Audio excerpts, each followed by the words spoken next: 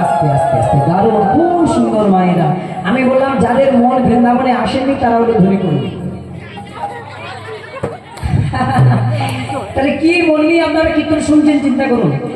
এই মন নিয়ে কীর্তন শুনলে কিন্তু আমাদের পক্ষে একটু সুবিধা, আমার মতো কীর্তন দলেদের জানেন একই জিনিস সবসময় যদি আসি কোনো অসুবিধা নেই। হ্যাঁ, এই জন্য আমাদের সুবিধা, গৌরীর আশীর্বাদ।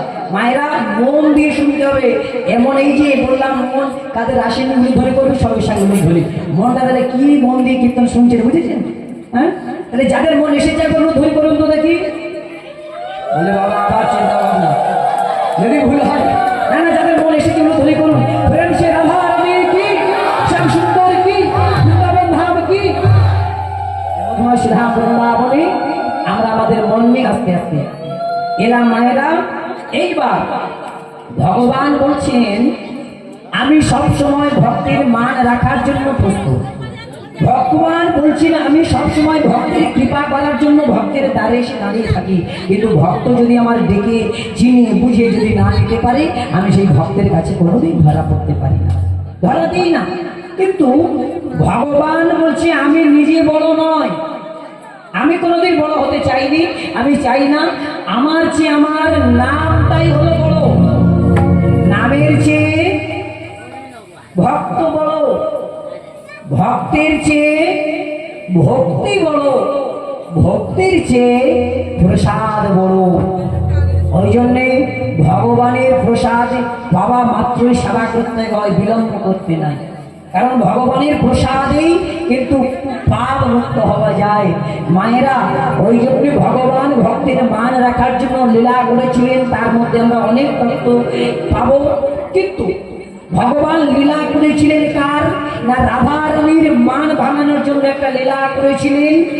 সেই লীলা আমরা আজকের এই বৃন্দাবনে আস্বাদন করব। ভগবান কৃষ্ণচন্দ্র একদিন ছলনাময় হরি ছলনা করে লীলা প্রকাশ করেছিলেন। একদিন ভগবান কৃষ্ণচন্দ্রের শিরোপীড়ার ব্যাধি হয়েছিল, আর সেই শিরোপীড়ার ব্যাধিতে যন্ত্রণায় কাতর হয়ে ভগবান কৃষ্ণচন্দ্র একদিনে মস্তকে হস্ত ধারণ করে বসে আছেন। আর যখনই মস্তকে হস্ত ধারণ করে বসে আছেন যশোবতী মা চিন্তা করিল, গোপাল এই গোপাল তুই এমন করে আজকে বসে আছিস, তুই আজকে উঠে যাবি না বাবা, আজকে তুই খেলা করবি না, আজ কেন তুই এমন বিষণ্ণ বদন নিয়ে বসে আছিস, বল না গোপাল তোর কি হয়েছে? প্রাণ গোবিন্দ বলতে লাগলো, মা আজ আমার এই অসহ্য শিরোপীড়ার যন্ত্রণা আমি যে আর সইতে পারছি না, এই অসহ্য শিরোপীড়ার যন্ত্রণা থেকে আমি মুক্তি পাবো কি করে? তুমি আবার একবার কৃপা করে তুমি আমায় শাখাদেরকে দেখো, আমি আবার বন্ধুদের সঙ্গে দেখা করতে চাই, এবার মনে হয় আমি মৃত্যুবরণ করব। এই না বলেছিল মৃত্যুবরণ করবো, আমার মৃত্যু হবে, যন্ত্রণা সইতে পারছি না, তাহলে মৃত্যু আমার অনিবার্য। যশোমতী মা চিন্তা করছে যদি আমার গোপাল আমায় ছেড়ে চলে যায়, আমার একমাত্র নয়নের মনে আবার আর গোপাল যদি আমায় ছেড়ে চলে যায়, কে আমার বাবা বলে ডাকবে, কে আমার কাছে সংসার গমনী সেবা করতে চাইবে, আমি কেমন করে আমার গোপালের ছেড়ে থাকবো?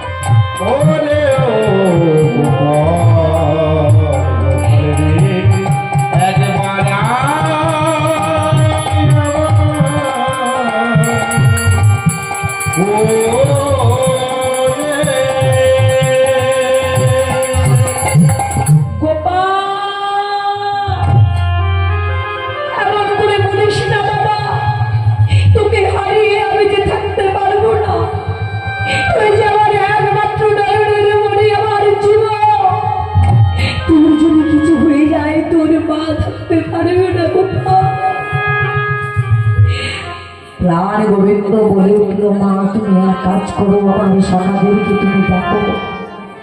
শ্রীরাম সুরাম রাম পশুরাম মধুমঙ্গল বটু অংশুমান প্রভু কৃষ্ণ বটু কৃষ্ণ সবার তুমি দেখো মা, আমি আমার বন্ধুদের সঙ্গে দেখা করতে চাই। যশোমতী মা দাঁড়িয়ে দাঁড়িয়ে রাখছে,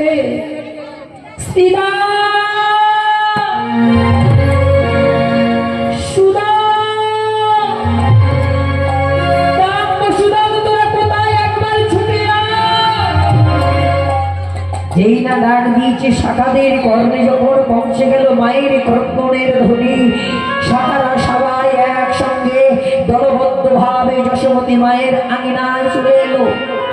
আর আঙিনাতে এসেই বলে উঠলো, মা তুমি এমন করে ডাকছো কেন, কি হয়েছে তোমার বলো মা? আমরা সবাই এসেছি, দেখো শ্রীরাম সুদাম রাম বসুদাম মঙ্গল বটু অংশুমান স্তব কৃষ্ণ সবাই আমরা এসেছি, বলো মা তোমার কি হয়েছে? যশোমতী মা বলে উঠল, শ্রীরাম রে লক্ষ্য করে তাকিয়ে দেখ আমার গোপালের দিকে, তোদের প্রাণের ভাই কানাইয়ের দিকে। তোদের প্রাণের ভাই কানাইয়ের তাকে অসহ্য শুরু পীড়ার যন্ত্রণা, ওই যন্ত্রণা থেকে মুক্তি কিছুতেই হচ্ছে না।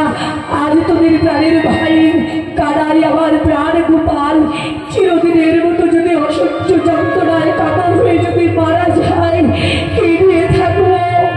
ওরে শ্রীরাম একবার দেখ এর উপায় কি হবে ভাই? শ্রীরাম বলে উঠল, কানাই ভাই এমন করে কেন তুই কাঁদছিস ভাই? বল তোর ব্যথাটা কিসের, কি করে এই শিরোপীড়ার যন্ত্রণা হলো?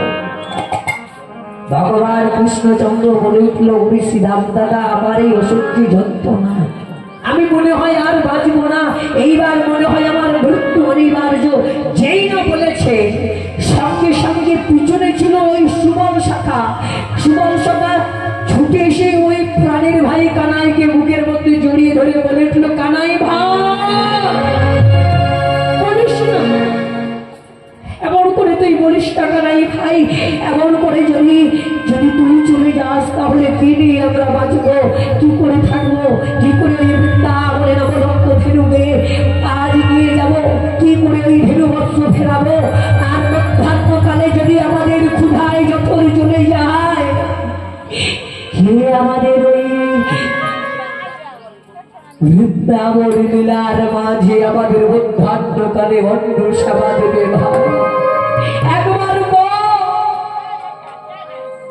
কানাই বলে উঠল, ওরে শ্রীরাম ওরে সুবল তোরা আজকে কাঁদছিস, কিন্তু আমার এই ব্যথা থেকে আমি মুক্তি পাবো কি করে সেই সন্ধান দে। এই ভক্তমন্ডলী ভক্তিপতি মায়েরা, এই জগতের বন্ধু কেমন হওয়া উচিত বা কেমন হয় দেখবেন, এই জগতে বন্ধু আমাদের অনেক থাকে, কিন্তু বিপদের সময় যে পাশে এসে দাঁড়ায় সেই তো প্রকৃত বন্ধু হয় বাবা। কিন্তু ভগবানের এতগুলো বন্ধু ছিল থাকার সত্ত্বেও সবাই ওই ব্যথার কথা শুনে স্থির চিত্তে দাঁড়িয়ে রইল, কিন্তু সুবল শাখা সে আজকের ছুটে এসে বুকের মধ্যে জড়িয়ে ধরে আজকে কাঁদছে। কেন? কানাই ভাই তোর যদি কিছু হয় আমরা আর বাঁচবো না। কি কারণে? আজ সুবল শাখাটা কে বোমা? ওই ভগবান কৃষ্ণচন্দ্রের অন্তরঙ্গ শাখা। কেন জানে? ত্রেতা যুগের কথা।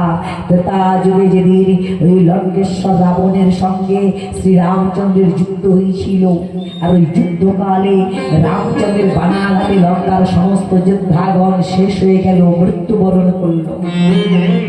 আর সেই সময় রাত্রি বেলা ওই লঙ্কেশ্বর রাবণ দাঁড়িয়ে দাঁড়িয়ে চিন্তা করছে, কাল প্রভাত হলে আমি আবার কোন যোদ্ধাকে আমি যুদ্ধে পাঠাবো, কোন যোদ্ধা আজকের যুদ্ধ করবে ওই রামচন্দ্রের সঙ্গে। তাই তো আজ আমি চিন্তা করছি সকাল হলেই আবার যুদ্ধ শুরু হবে।